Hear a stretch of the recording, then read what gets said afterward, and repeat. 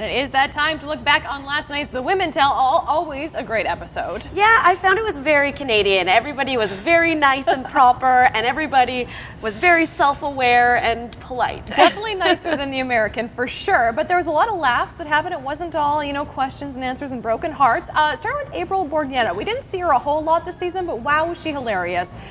Take a look at this. Aren't ya? April's hilarious. Chefs ahoy! Huge personality and great person. Dreams and ambitions, become a race car driver. To meet Quentin Tarantino. Become the mayor of my hometown. Bam! Like, who says that? Seriously? Bam, bam. Thank you. Sometimes I just like to put my... This right here, she's talking about how she likes to take her mind, put it in her hand, and just throw it out to left field and see what happens. And a lot of the girls yesterday showed a lot of support for her wacky behavior and her personality, that she says, this was just who I am, and I had a lot of fun. Yeah, so that was a good laugh there. And then Kaylin, who we saw heartbroken, she was always very emotional throughout the whole season. She got to answer some questions. Yeah, they put her in the hot seat, and the main topic was Kaylin's tears, because she cried a lot.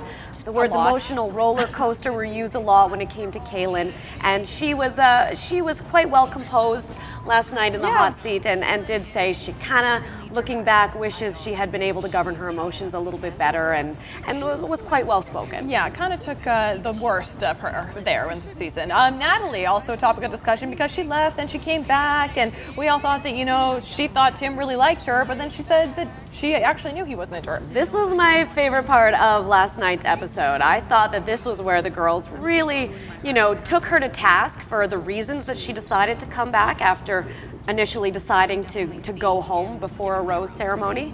And I liked the way that the girls really called her on some of her attitude that she was bringing to the show last night. I have a completely different opinion of you now. You don't meddle with other people's relationships. If you're doing it for yourself to get more airtime, you're on the wrong show. And don't you think it's unfair for someone who didn't get to spend any time with Tim, that I actually genuinely wanted to, and I actually really did like him, and you just come back and that I left because I didn't get enough time with him, and I think it's just a little bit selfish on your part coming back not for yourself and not for the right reasons. Her big thing was she came back to stir the pot, and the girls are like, that was not cool, man. Lisa, big source of contention throughout the season. She, of course, kissed that guy in Italy, and then Tim left her saying basically he can't trust her. Well, she owned up to it, and she apologized. I'm human. Yeah, I can be nasty. Yeah, I can say some really mean things, and you know what? Seeing it is the best way to change it, so I'm sorry. I thought that was fair. What do you say to someone when they apologize like that? She said she's human, and it's true. All of you are put in a situation that you've never been in before. You don't necessarily know how you're going to react. You're maybe not proud of the way that you did when you watch it back. And she did admit as well about the incident in Italy where she was apparently making out with another dude while the girls went out on the town. She says she doesn't really remember what happened, so Seychelle clarified. I turned around and all of a sudden all I see is Lisa making out with this guy. I kind of pulled her and started dancing with her on our own and then turned around again and she's on him again.